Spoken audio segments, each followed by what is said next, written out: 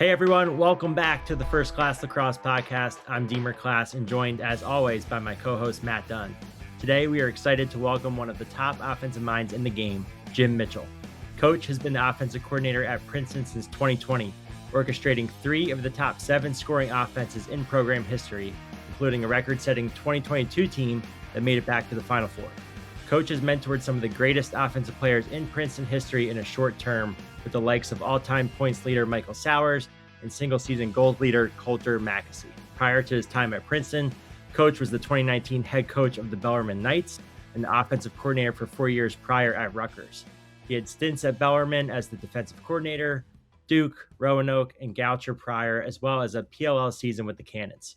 Jim is as experienced and professional as they come, and I've always loved talking lacrosse with Coach. Coach, with that, welcome to the show. Oh, thanks, guys. Thanks for having me on. Thanks for the introduction, and happy to be a part of a great group of guests that have been on here, and hopefully have something to add to this conversation. Awesome. Yeah, Coach, welcome. One of the first questions we like to ask every time we have a coach on is kind of get some background into your coaching journey and how you got into the profession. First question, did you always know that you wanted to be a coach?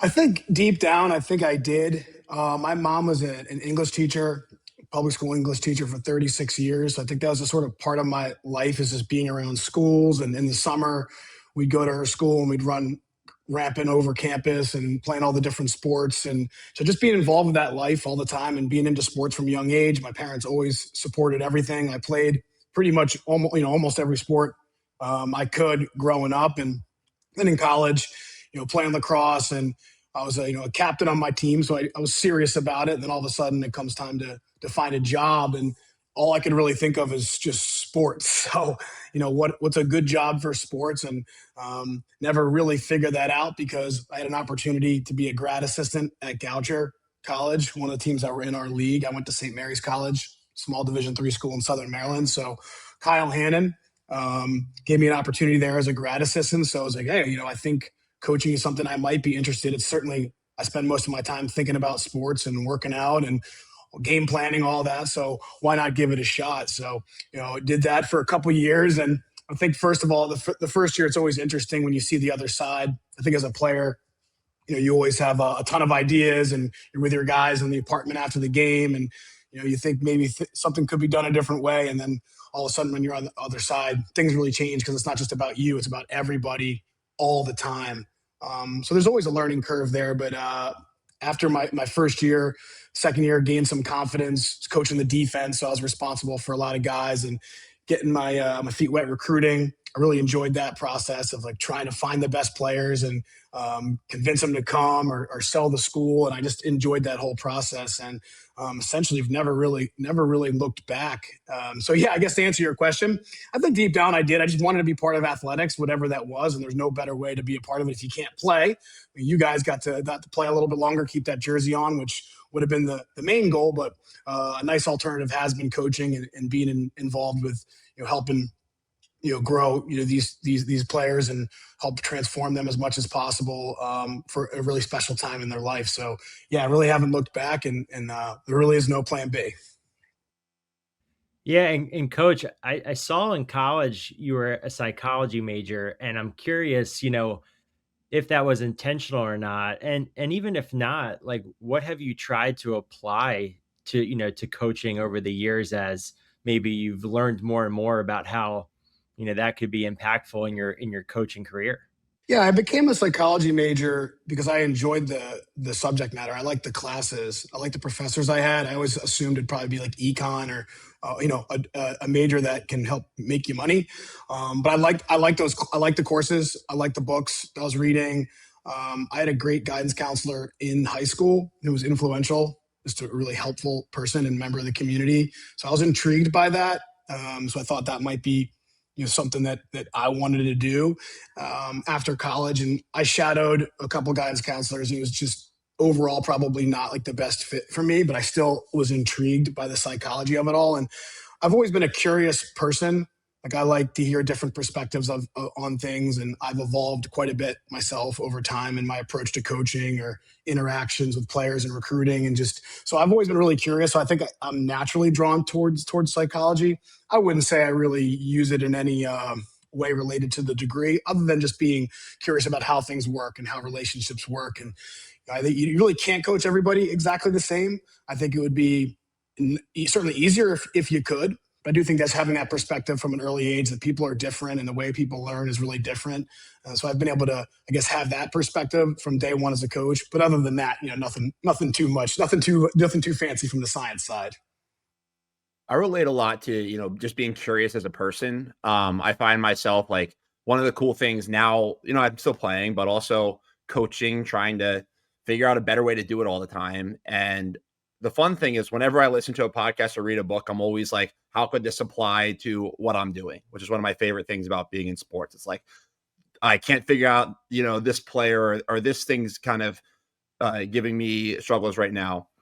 Where do you source, your continuous learning? Are you a reader? Are you a podcast guy? What do you get outside of the sport that helps feed your coaching ability? Really all the above. Conversations with people like you guys, other coaches. I'm open to the books. I've been into like the ecological dynamic stuff, or just curious about that too. I wouldn't say, I mean, I've talked about it a little bit publicly, but I'm still scratching the surface with that. Just a different way to learn things that seems to apply really well for what we do. So I think it's just being open-minded. I mean, I go back and look at like my notes app. I'm always taking random notes from something I heard in an interview or a podcast. Even people on like Twitter, following some people on Twitter that are in that space. There's just a lot of different, you can start pulling on threads. It's just easy to find more source information these days. If you hear something, you can follow up, see what other guys follow and what books they recommend. And so just always, kind of consuming as I go about my day, whether it's podcasts, a couple phone calls, some information online, like an article that like talks about, methodology for certain things. Like I'm just into it. But I think like Matt, like how do you transfer that? Like how do you transfer some of it in? I think, it's a sort of a natural filter where some things just like stick with my personality or what I'm already working on at the time. Then other things just go by the wayside, or maybe I look at my notebook, later on realize, oh, I never really implemented that. And, whether it's a way to communicate or a way to coach lacrosse in a different, different style or a different scheme or something like that. So yeah, sometimes you got to go backwards to go forwards. But I think just being legitimate, just being open-minded and realizing you don't really ever quite have it figured out. And I think sometimes like, got to be careful not to go too far. I think sometimes coaches like week to week, you always want to install something new or tweak something when really like your focus doesn't always have to be in more. It can be just doing the things you already do a little bit better. So I think I'm always looking for a healthy balance of that. It's cool to hear. I remember, and I actually was just doing an interview recently with Tori Casemeyer, who's a big mentor of mine. And the very first thing he said when we started working together, and I think he says to a lot of his players, is having an open mind is huge. So I really relate to that. And I'd be curious, your perspective, is that something that you're trying to talk about proactively with your guys, or is there anything that you try to do to inspire that, to get guys to be more open-minded? Like you can obviously like model some of that, but like I think that's a personality trait that's really valuable, but you can also probably develop it a bit. Do you have any thoughts on that? Yeah, that's a good question. I think a lot of that goes down to like your coaching style, or how do you get through to people. At Princeton, it's been nice because we have a lot of continuity in our coaching staff. So, we've had a group come and go that we've recruited and developed and watched them go on. And so to have like seniors and upperclassmen able to really echo and lead in our, the way we do things is really helpful. And I can kind of just fill in some more of the details instead of always having to explain all the parts of why we do what we do. And I think, for me, I do a lot of the coaching in the film sessions. We do 20 to 30 minutes of film pretty much every single day. And it's not always just X's and O's. Some of it is, some team building exercises or getting the upperclassmen up or just talking about different things. But I think that's the opportunity to let guys know like why we do the things we do, why I think the way I do, and then how I've evolved Like I'm pretty, I'm pretty open to like the thing. If I make a mistake about something or used to do something a certain way that I now realize was maybe not the best way to do it, I'll be very forthcoming about that. I think it's important for guys too to realize like, hey, you can not be doing something the right way, and you can make a hard turn and make a ton of progress there.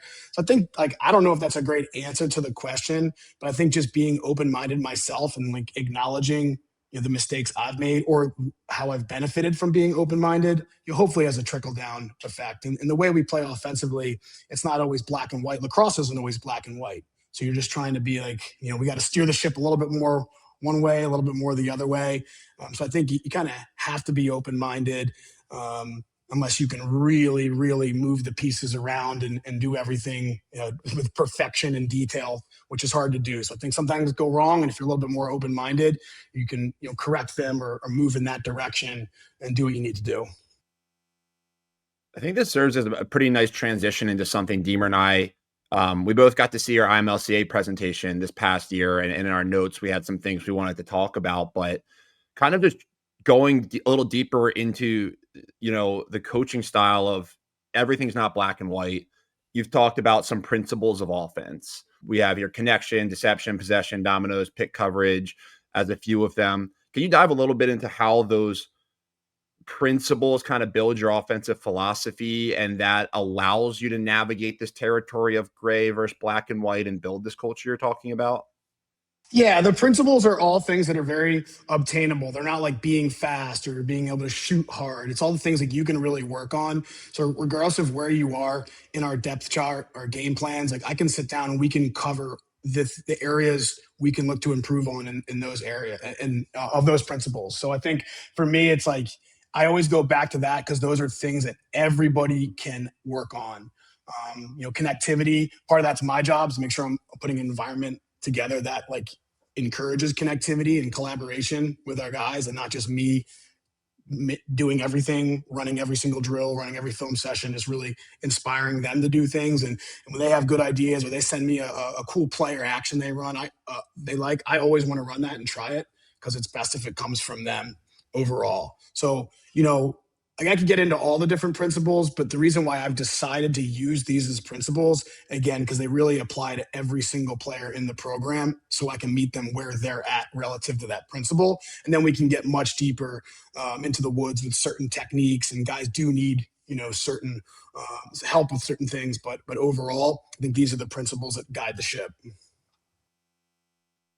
Yeah, it's really cool to hear, and I really like too your thought around stuff that people can really work on and stuff that you can work on with them. And it kind of made me wonder when guys get to you, obviously like you're recruiting the speed and some of the things that they have, but then, you have some limited time rules and things you can do with them, being in the Ivy League, but also 4 years is not a ton of time. And a lot of their formative years are prior. So, is that your view where like, or am I putting words in your mouth where, hey, like maybe some of the dodging footwork or maybe some of the techniques, like you get to a point where you can only move the needle so much, but you think you can move the needle more in those areas? Like, is that kind of your view on some of that? Yeah, it is. Sometimes I struggle to articulate this. Earlier in my career, just wanting a way to do things was so empowering.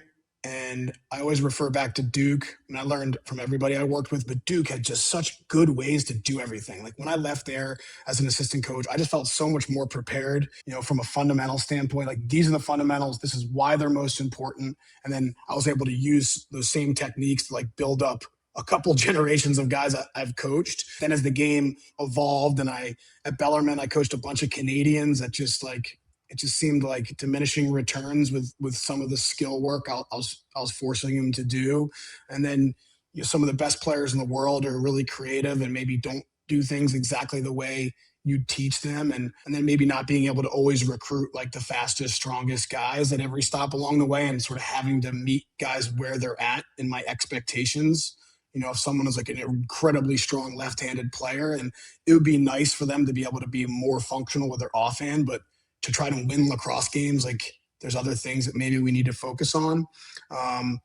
It's still a balance. Like, for example, like I feel like this week in particular, we had 3 games last week. We had the midweek game. So this week it is sort of back to fundamentals. And I do find myself going back to like real techniques about how to hold your stick or stick exchange. I was listening to Coach Shamadi's podcast with you guys talking about some of those fundamentals that have stood the test of time for them. And so I do find myself like kind of wandering back and forth.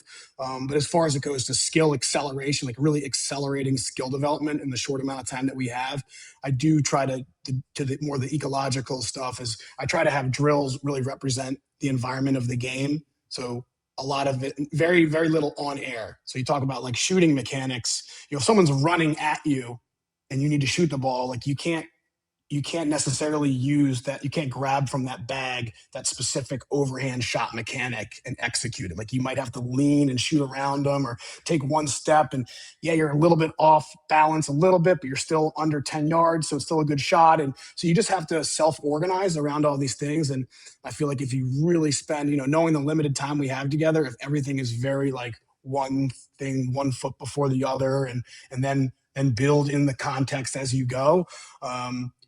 Again, it works it works that way, but I think if you kind of put them in that representative environment and you're able to be attuned to that and tweak it, you can maybe accelerate that skill development a little bit quicker. At least I've found that to be true.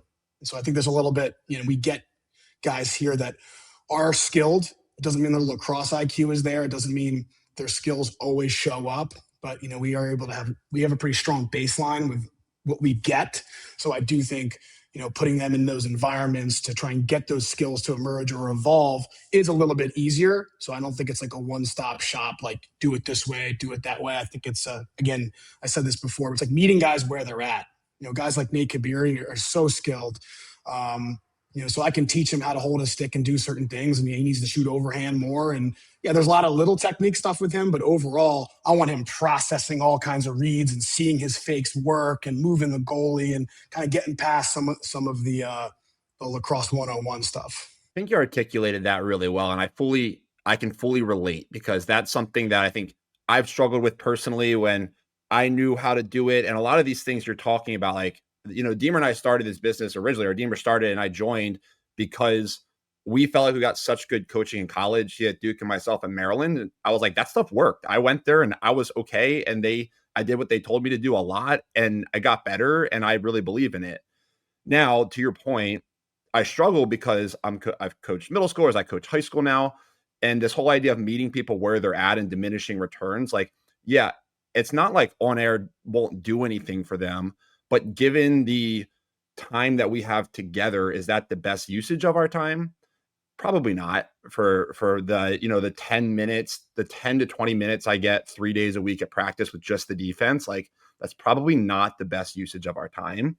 And so I've kind of danced around that a lot too, of like, what's the most effective? And what I've kind of come to is a lot of these things, like if I can give you homework, like the truth is with shooting mechanics for you guys in defense, if you can't shuffle, like you're not gonna be able to do a lot anyway. So you got to go practice shuffling. But the 10 minutes at practice, like I don't want to practice shuffling with you guys. Like you just got to go, you got to be able to shuffle. So that you can do that on your own.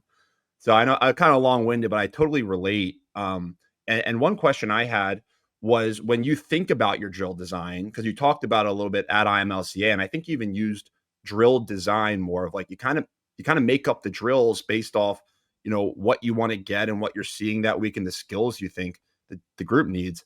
How do you think about drilling with your group?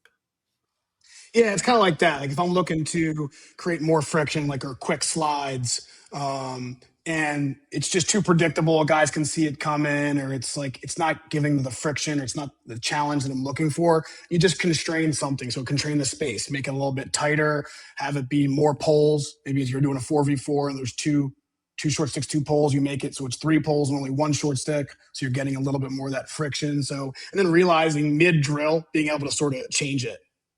Is it too easy? Is it too hard? Are you getting what you want out of it? So that's where I mean, like no drill is really ever exactly the same, even if the setup is exactly the same. Like going into it, and there's usually an objective beyond just doing the drill. And sometimes you're just doing drills that you like. But overall, like, hey, what are we working on this week? We played Penn this week. Like, what's Penn do? How can we recreate that in small part? So it's not just all scout and then just all Princeton. You kind of mix both. You're getting skill development in with what it feels like to play your opponent. And sometimes I feel like I do a good job of that, and sometimes I look back and it's like probably spent a lot of time on stuff that doesn't show up on game day. And I think as a coach, there's so many things you can do. Sometimes I get caught in like the rabbit hole of looking at all these presentations on IMLC. There's so many cool things to do. But again, in that finite amount of time, like what's the most efficient for your needs, and are the things you're spending the most time on, whether it's skill development, specific schemes you're running and details, like the things you're spending the most time on, is it showing up on game day? And if it's not, then you got to go back to the drawing board. And I think that's a constant kind of tug of war from a thought process. So guys, this might sound a little out there, but a lot of your thoughts are kind of ping-ponging in my head right now, and I want to connect some dots here. So like Jim, you kind of mentioned like one thing you really value is when guys like bring you ideas. It's like collaborative, it comes from them, it doesn't just come from you.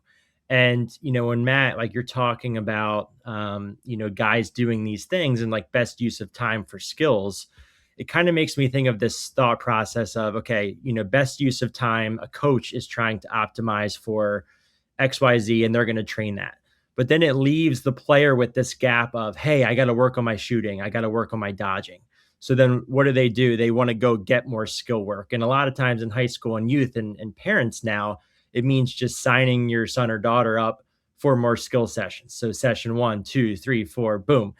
And what I think that starts to strip away is the curiosity and the open mind piece that like we're talking about valuing. Like if you have this curiosity in the game, you're out there in your backyard, you're exploring, you're doing things, you're watching YouTube videos. And some of the best players have kind of had that where, and through pickup, free play, like you name it. And then it just makes me think of nowadays in this generation, I think the skill of like thinking for yourself and like processing and these things, like it's what you want in these high level performers, like guys who are going to be on the field thinking for themselves, playing free, playing creative. But I think with just the dynamics of things, it's hard to find that. So like, Jim, do you find like one, do you even follow that? Like, I know I'm kind of saying things here, but two, like, how do you get guys to think for themselves? And again, it goes back to like that culture, like promoting that as a thing. Like we value that. Like we want your ideas, not just you trying to do everything we're telling you to do all the time. That's like the secret, like that's the secret potion or the cauldron of, I don't know. That's the hard part for me. Like I figured out a way here that I think works at Princeton with the time that we have with our guys, the type of guys we can get, the style that I feel comfortable coaching or I've evolved into. For me, I do a lot of the stuff through film. Our practices, I do not stop practice and address everyone unless it's really important, unless everyone needs to hear it. I'm just going to keep it moving. Of course, I'll grab a guy and I'm actively coaching, but I am not like bringing it in. I can cover all that stuff in the film. So I think when you talk about like allowing guys to play a little bit more free and process what's in front of them, so we have a principle-based offense. There's certainly structure built into it. I mean, you need to have some of that. You can't just like everything be principles all the time. But I do think over time, when you do emphasize that, I'm coaching more of decision-making, spacing relative to where the ball is and the likelihood that we're going to win that matchup. And you just, or kick coverages, how our team's defending picks in this region of the field or with this player, and then what are our counters for that? And just constantly having that back and forth, or eventually guys that's sort of in their DNA. And the things we talk about the most relative to the principles show up in whatever schemes we run. So, there are some specific detail-oriented things we have to do when this guy goes there and the other guy goes here and all that. But then playing out of it, the ability to sort of anticipate and process your options coming out of it is really helpful with the principles. So I guess when I coach through principles of, being deceptive, the possession aspect, handling pressure, some of the spacing cues we have, some of the two-man game expectations we have, like when you are off-ball screening, off-ball play, when you start building structure underneath it, it goes really well. Like installing stuff is really easy because of the principles, like not the other way around, which is interesting. And again, I'm fortunate to have a very talented crew and have been here for a few years. So things just sort of happen a little bit quicker in general. But, I think back to the original point of like, what's the most efficient way to do things? Like my most successful seasons of an offense as an offensive coordinator has been when I've been a little bit more principle based, when I've tried to micromanage things. And I do think I'm capable of doing that. At times, when things aren't going well, like you really want to do that, but I just have to trust that over time, being more, relying on principles, our expectations for efficiency, stick work, all that, just trust that process as opposed to the first sign of danger. All of a sudden, I'm grabbing the whiteboard and doing a bunch of stuff we haven't done before. Again, don't get me wrong, none of this is absolutes. Like I have to grab the whiteboard. I got to talk to certain guys. We have to do things different. Got to scheme some stuff up. But ultimately, the game always comes back to the spacing, your pick techniques, your timing on things, your effort on the perimeter, how you handle pressure, like whatever you're running, like it's going to come back to those things. Your shot selection, riding, how you come onto the field, like those are things that are just so universal that when I focus on those the most, it just seems to make everything else go better. That was a cool reframe because I think a lot of people think of like a principles based offense or like a sets based or plays. And what I'm hearing from you is you can do all of those things, but the foundation is principles. And when you have the foundation of your principles, you can certainly draw up a more organized action, but you say, hey, we're going to trigger it like this. We're going to do this action on the backside.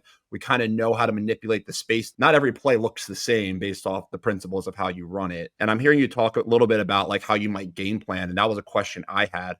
I'm so used to game planning defensively against the offense, which to me is pretty obvious. Look at what they do, understand them and what they want to do and try to take it away. Offensively, how do you think about, on one side you could say, hey, we just run our offense. Like they have to stop us. We just run our offense. How do you think about that mindset versus tweaking things to attack a specific opponent? How big of a priority is that? That's where I've gotten better at it now that I've been an offensive coach for a few years, but as a former defensive coordinator coming up, like that's where you really got to be dialed and organized. You got to pick and choose the things you want to go over because defensively, you don't want surprises on game day. If a team has a very strong identity and you fail to prepare your guys for that, like that's on you, so you don't want to miss that. You don't want to miss the main things of what an offense is doing. And there's some details involved with that. I think on the flip side, same thing for me. I don't want to miss the main things of what a defense is doing, but I may not need to get as granular as the defensive coaches do. Even in this day and age with more the Canadian style, more free-flowing, more principle-based stuff, there's still like heavy tendencies that you need to know. I think if you're covering the number one attackman for another team, like you really should know his tendencies as a dodger and a shooter. And then on the flip side of that, like, yeah, I want you to know about the number one defenseman, but it's not really the same level of that. It's just a couple, what's the physicality around picks? What's the approaches you're going to see? What kind of checks are they going to throw? Are they really good in certain areas of the field and vulnerable in others? Are they better on ball than off ball? You show them like simple things, but I don't get too much in the weeds with that most of the time. If guys want to, I will. It's more of a personal preference thing. But again, that's maybe a difference between the O coordinator and defensive coordinator. And for me, I bucket more of the defenses. Like this defense looks like a Maryland defense with great paint integrity and posture and consistent approaches. This team's a little bit more reckless and wants to make plays as a defense, disrupt you, frustrate you, as opposed to being like extremely fundamentally connected. Some teams you have, a 5% chance of dodging to score when you start your offense. They're just not going to let you do that. They're going to slide to the initiating dodge almost every single time. So you really are, maybe your first dodge is to set up your second dodge. You can't really realistically score on the first one. So you got to be organized around what's next. And in some teams, if you don't gain that advantage, you don't knock the dominoes down, nothing happens. Nothing happens at all.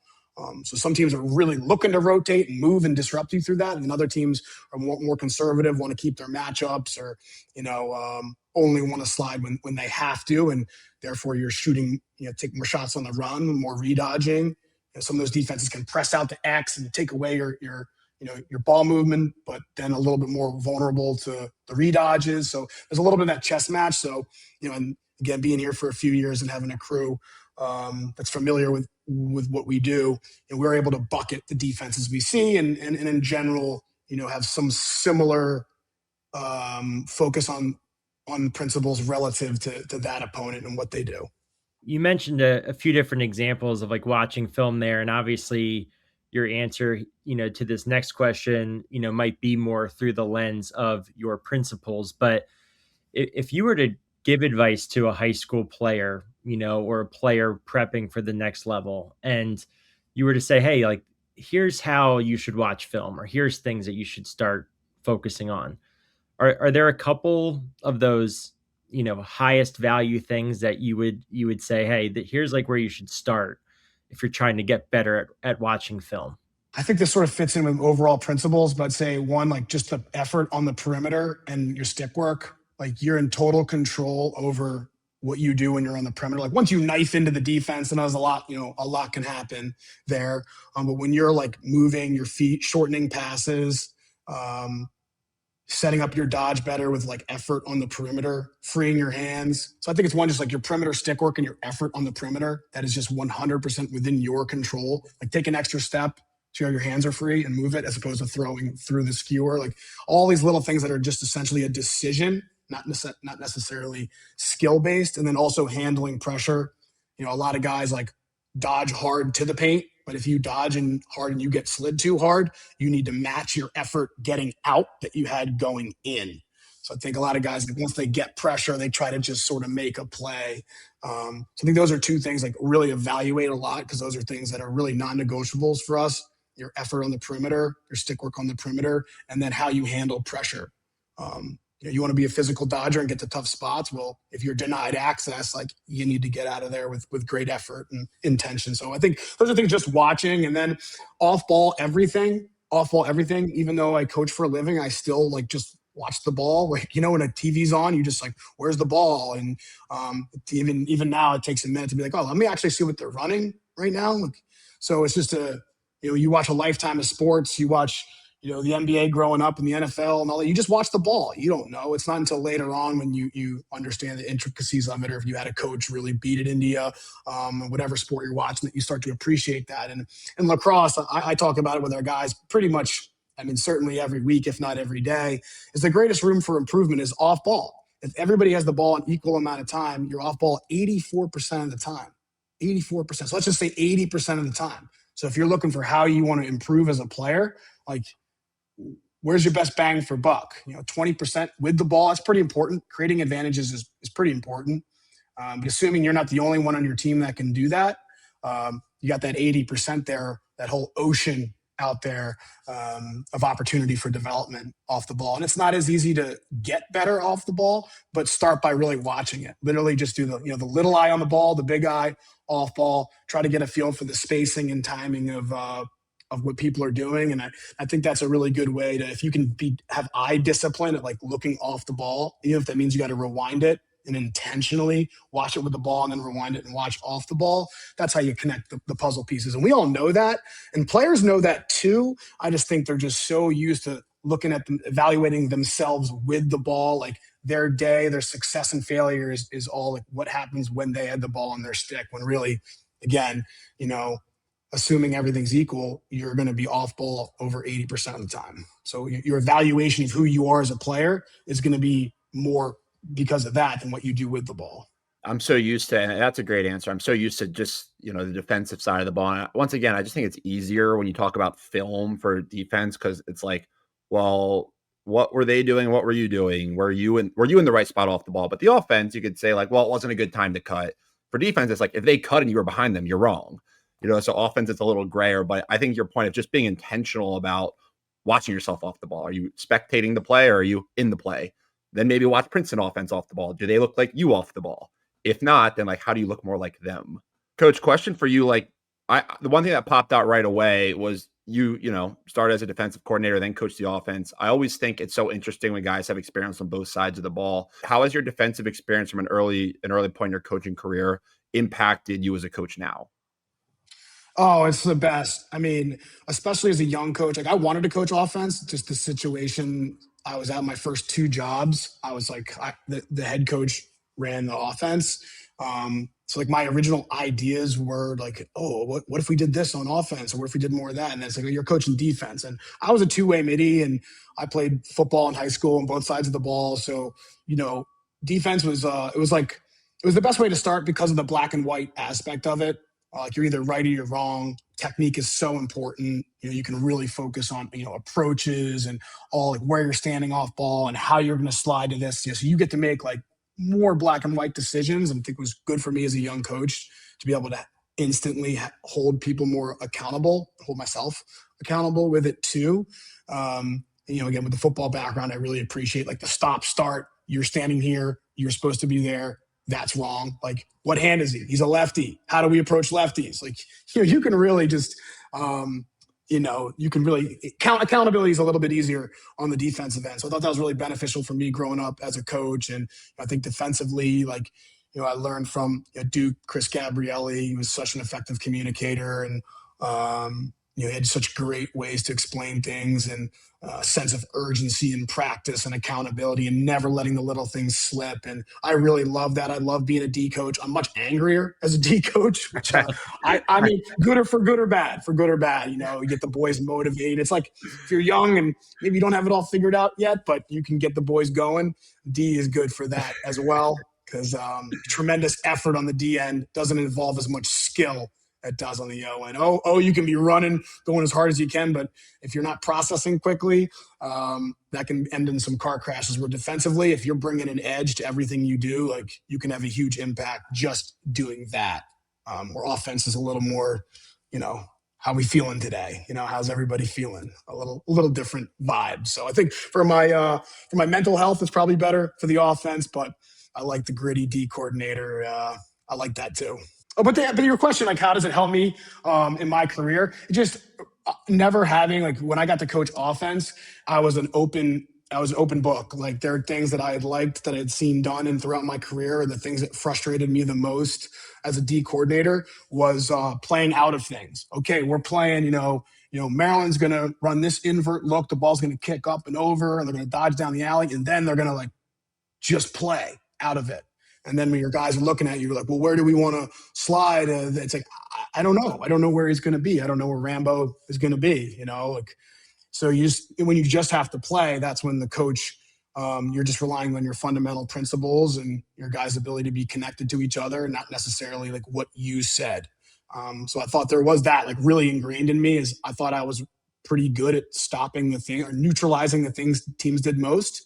But again, the ability to, like, all right, like when we're just playing after the play is run, after this, we defended the play, and now it's, how do we get to that next level where we can fight through whole possessions? This is, pre-shot clock too, where teams could just possess the ball for minutes at a time, and you couldn't just teams could run stuff over and over again, but eventually, you just had to play defense. And I think, so offensively, I knew I wanted to search for a way to coach offense that looked like kind of playing out of things a little bit more. It's a clumsy way to describe my offense, but I think it makes sense in describing it to you guys, where, like, a lot of teams, it's like, hey, you focus on the structure. Here's the set we're running. Here's the motion we're running. We want to keep running it. And then, of course, we'll play out after at times. We'll play out. We can't script everything. Where I'm probably a little flipped, where, we're going to do a little bit more playing out or just playing with the scripts to keep us on the train tracks. Even if we come out and, like, start with a scripted action, like, a lot of our possessions will be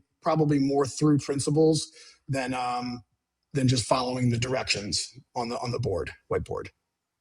Coach, my follow-up to that I'd be really curious is, you kind of noted the different approaches of defense versus offense, but how did that actually show up, and does that show up in the language that you use in communicating with the guys, like after mistakes or good plays? Like, do you find that to be a difference of how you're trying to get, those messages across or hold them accountable to maybe help guys keep their confidence versus, how has that shown up? Because I haven't coached a unit on that side of the ball, so I'd be curious, like, your messaging. Yeah, and I think that's, my personality, being more positive on the offensive end. You have decisions to make, what you want to show on film or what you want to promote every single day.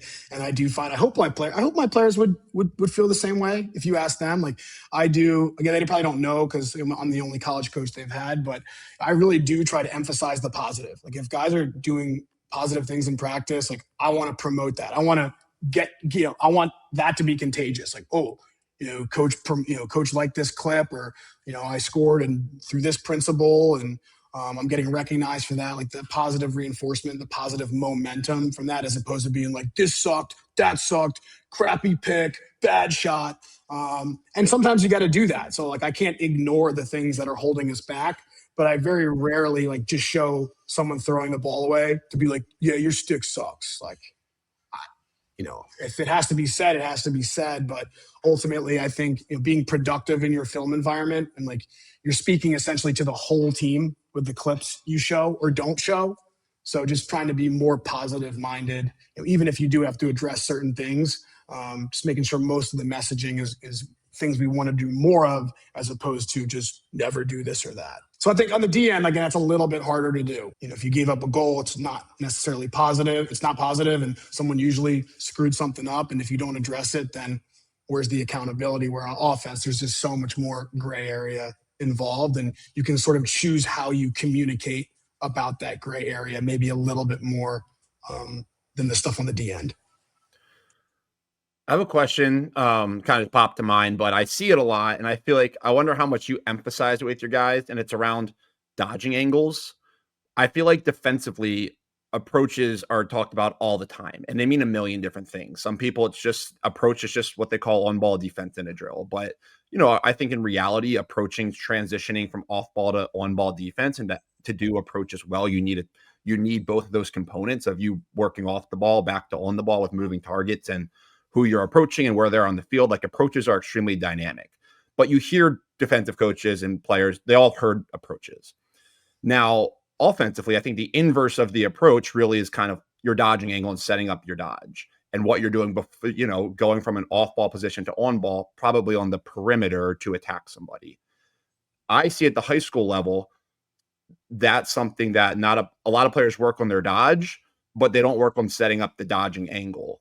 And that's a really big deal. It's like how are you attacking, where from, and where's your end point? Or if you beat somebody, you're going to nowhere. How much do you prioritize dodging angle with your guys and how to set that up pre-dodge? Or is that something the guys you recruit just naturally are pretty attuned to? No, that's a constant point of emphasis. The term I use the most would be runway, like your runway into your dodge, creating your runway or not having a runway. I think sometimes off ball, if you're working on like being disruptive off ball, screening, or, getting behind your defenseman so he can't see you, like if you do too much of that, it's hard to have a good runway as a dodger on the backside. So, you don't want to do too much just trying to get behind your defender or screening and picking and screening.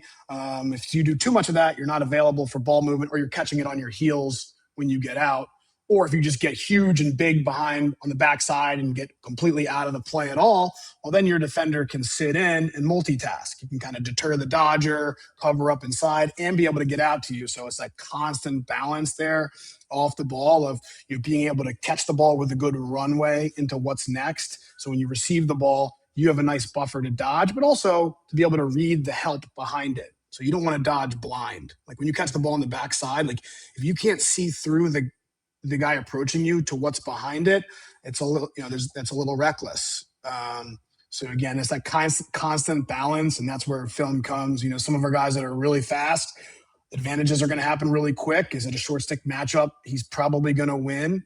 Then we maybe need to be a little bit more mindful of the spacing and being able to receive the ball with a nice runway in front of us. And then there's other guys that might be a little bit slower for Dodgers and create advantages like late. I'm a get by guy instead of a run by guy. And that's where like you maybe want to be a little bit tighter to your defender. So when he moves or rotates or goes, like you can be in a real goal scoring position right away.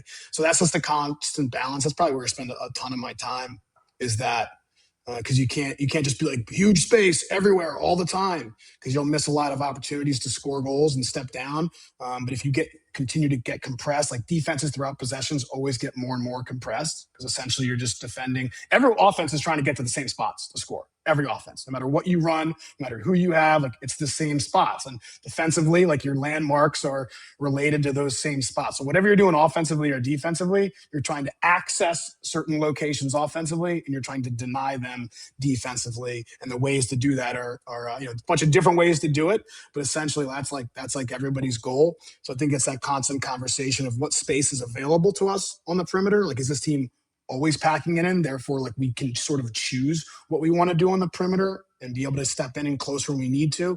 Or is this the team that's going to press out, give a little bit more friction? The Dodger has to be a little bit more aware of like what lanes he has access to. Like if you're pressing adjacent, that you can knife down a little bit harder, then kind of like test that. And same thing at X, like depending on how hard teams are hedging, can you really dodge the goal line extended full on? Or do you have to kind of probe a little bit? Is this guy going to go really quick the second there's contact?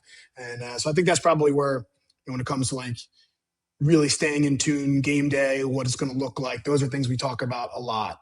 Your off ball. But again, the runway, like creating a good runway for your dodge and knowing yourself as well. Some guys operate really well in tight spaces. They can kind of catch it just like Canadian style, go into the, butt dodge or lean into you and post up and kind of look through you. And other guys do need huge space, need to be able to catch it, look what's behind it, or we need to be able to dodge down the alley, roll back, throw it to a pop guy to create that layer for him to dodge into, seeing where the help is coming from. So I think like strategically, I spend a lot of time in that area. I think it makes a ton of sense. And I also really like what you were saying in general earlier about just effort on the perimeter, like not just the exchange passes, but just your effort, if you're getting in, how hard you need to get out. Again, players understanding then too, it's not just the same thing. It's based on the other Dodger, like the other Dodger and their speed or their style. So that creates a whole nother nuance that the more they're in tune, the more they're going to put themselves in spots to be successful as a shooter and set up their dodges on the backside.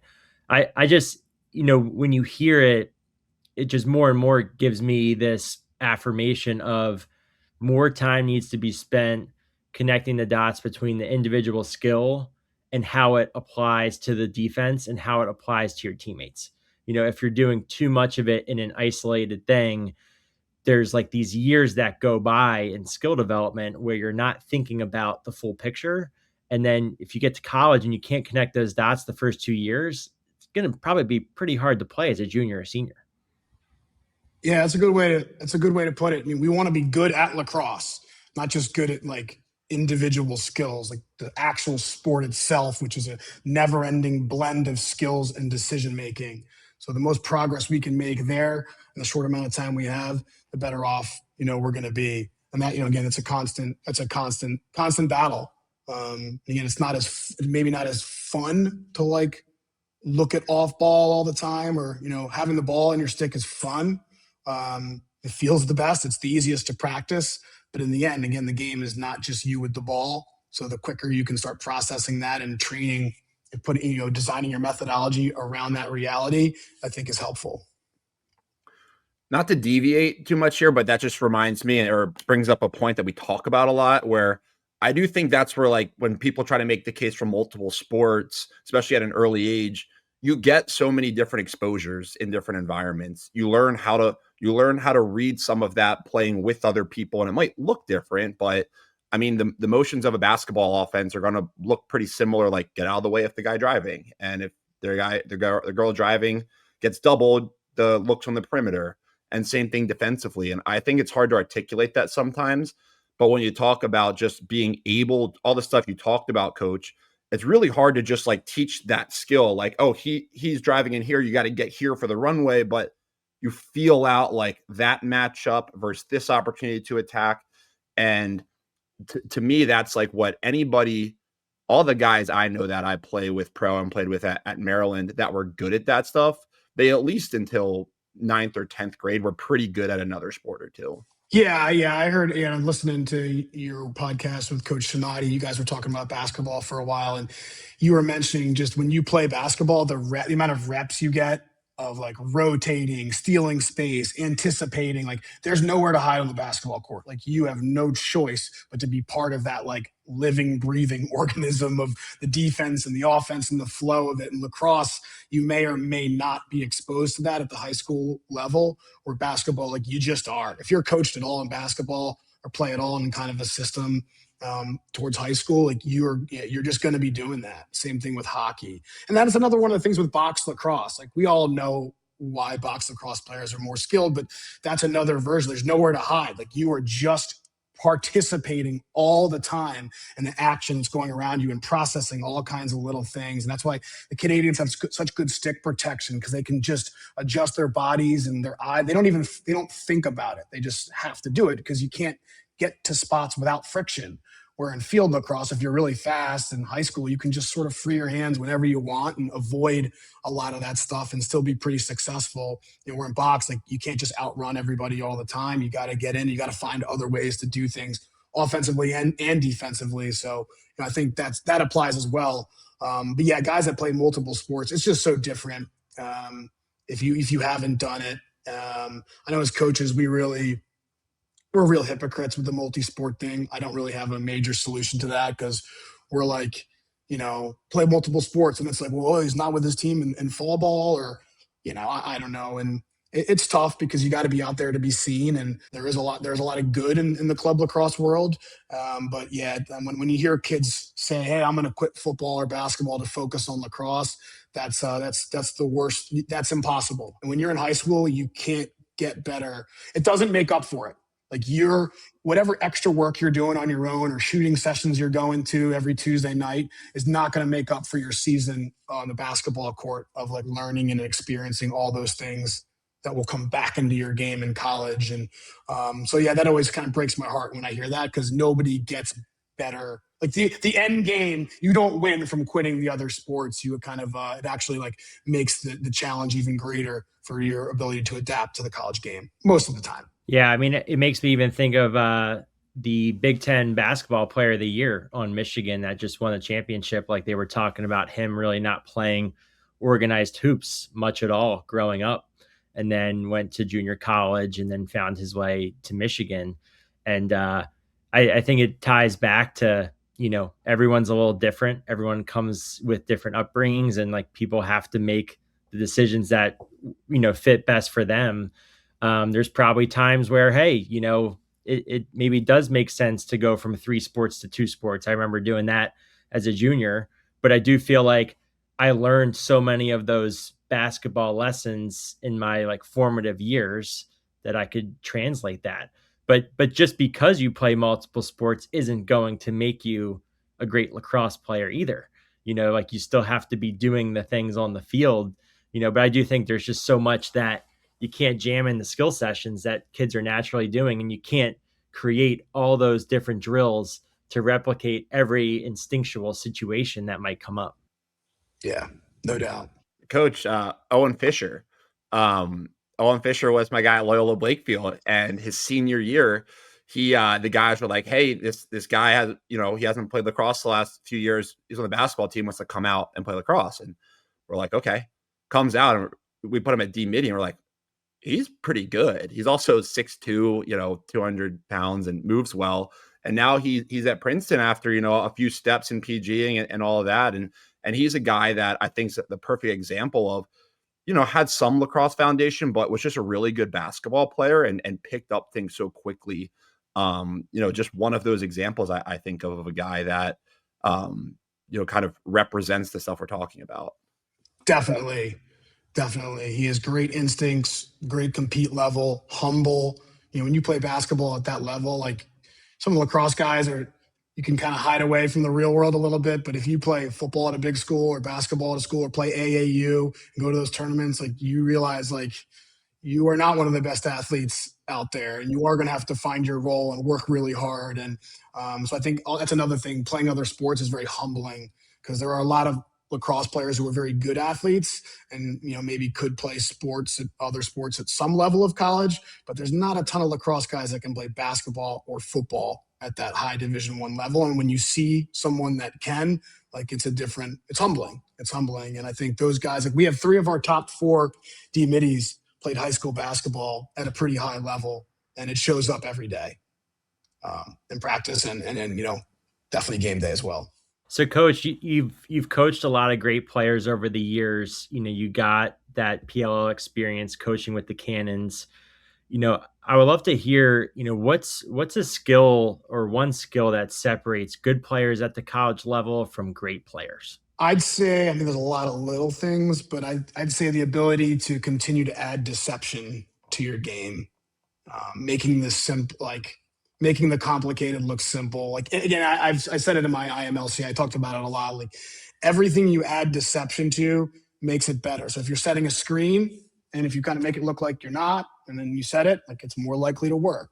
If you catch the ball and you're on the backside and you look like maybe you're going to move it one more and then you go dodge, like you have a better chance of beating your guy. I think, man up, like I love like flips and fake flips. And I love all those plays because all it takes is one guy to be like, hey, wait, who has the ball again? And then you're slow on the rotation. And then, so just adding, like, that's an example of like a coaching, adding some deception to it. So I think the guys that are able to do that, I give you to watch like Chad Palumbo play, like he has so many levels of deception and how he plays. Like you really have to sort of slow it down to appreciate it. I think, Coulter Mackesy and his development is directly tied to how deceptive he is, both as a dodger and a shooter, just maximizing his ability. Once you realize, like if you have a give and take with goal, all good shooters need to talk to goalies more about what they are showing the goalie. Like that shouldn't be a secret on your team. And if you're not able to have those conversations, your shooter and your goalie like aren't as good as they can be. Because if a goalie's not picking up on significant tendencies from a shooter, like that should be pointed out, and then vice versa. I think a lot of times guys don't really see that. But I think, deception. This one's not as, I don't know, from a coaching standpoint, like how you coach it necessarily, but the consistency. All the great players I've coached, I'd say almost every single one of them. Maybe there's some exceptions of just super talented individuals, but pretty much every great player I've ever coached is very consistent in their effort and attitude. It doesn't mean you don't have good days and bad days, but just the overall like ability to show up and handle your business no matter what's going on. And Coulter was truly remarkable in that way. Like, he has hard classes here at Princeton, and I'm sure he had ups and downs in social life. But when practice started, like he was fully present, concentrating through every minute.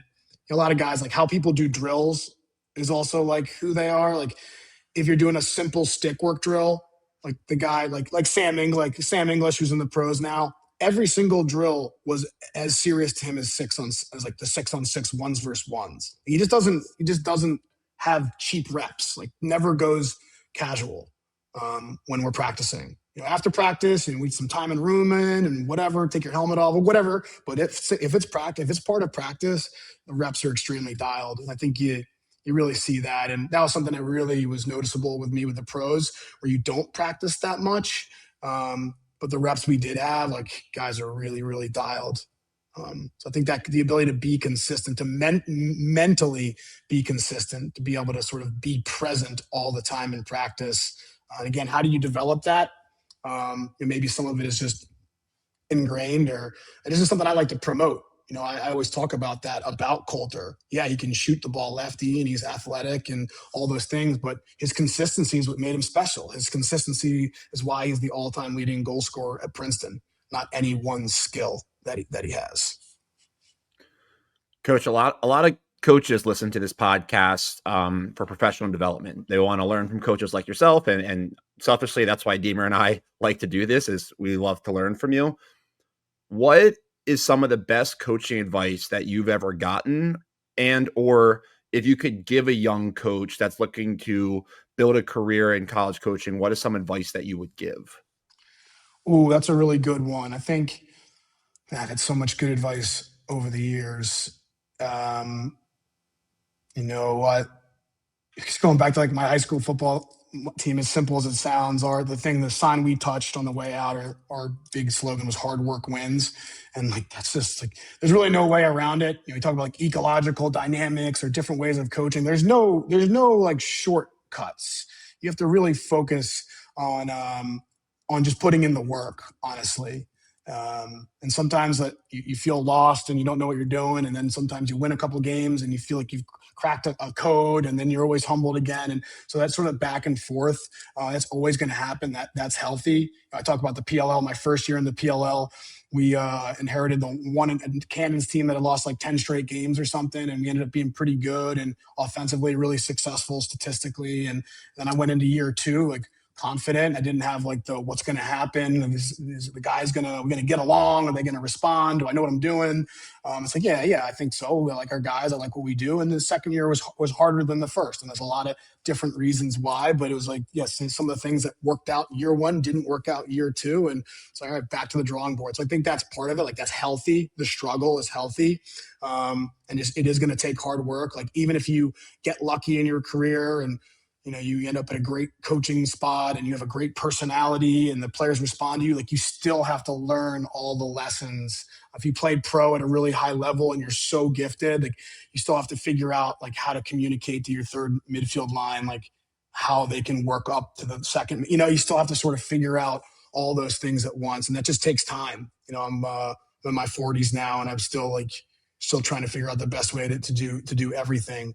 Another coaching thing I think is really important to me is, I don't know who told me this, but realizing like your interactions with your players when you're a coach just sort of becomes like a part of your everyday. Like, it's your job. So you do it all the time. Like, you guys are talking lacrosse with these guys all the time. You have a new batch of best in class coming and going every single year. And you're doing these drills and you're giving a speech about recruiting. You're giving a speech about character and work ethic and all that. And they say thank you and they high five you and then they move on. And it's like a certain percentage of those kids are never, ever going to forget that. Like, when you pulled a kid aside and talked to him about his shooting form, Deemer, and like get your back hit through, or you really need to rotate that, or Matt, you talk about like the importance of the fundamentals and consistency of your approaches and how it's done at Maryland and why Maryland's so consistent and why that approach works in the pros. Like, those are things that guys will remember forever.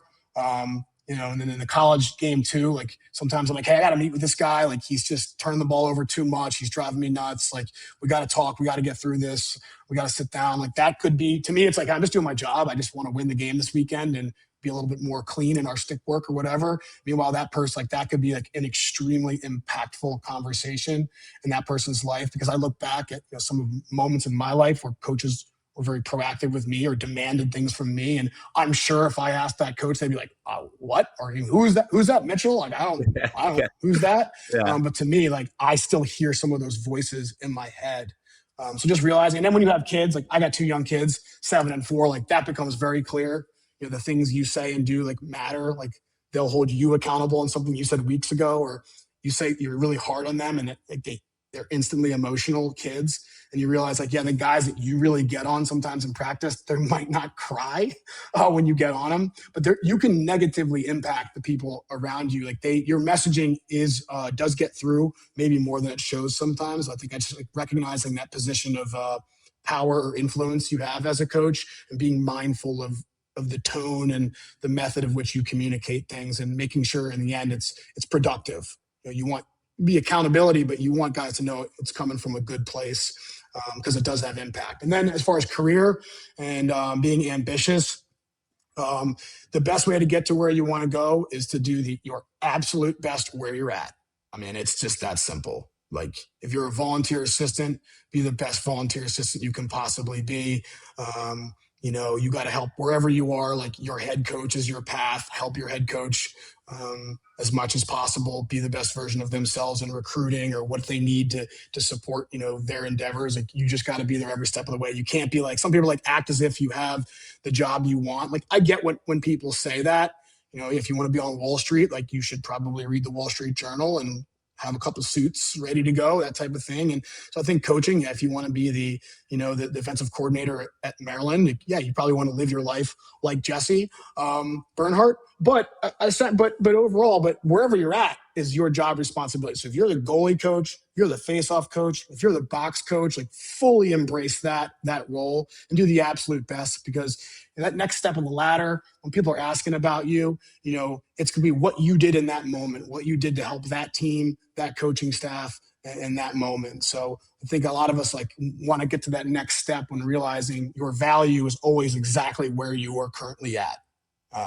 And the best you do in that is what gives you that next opportunity. And certainly I like to think that's like been how I've been successful, is adding value to the programs I've been a part of, to the point where the next opportunity comes, like that's clearly understood and then supported by the coach who's now a reference. And so in my career, I've seen that too. I've been able to, hopefully help move some other younger coaches on now. And that's the same. It's like the same thing. It's like, did this person really give their all in the role that they were asked to do? And if yes, like you'd recommend them to anyone in the world. If not, it's like, that's disappointing.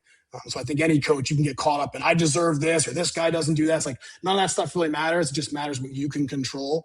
And if you do your absolute best, even if you're not 100% successful, or if you have it all figured out, but just the idea of showing up every day, giving your best to what your task is, I think that's all of us really want in the end as coaches.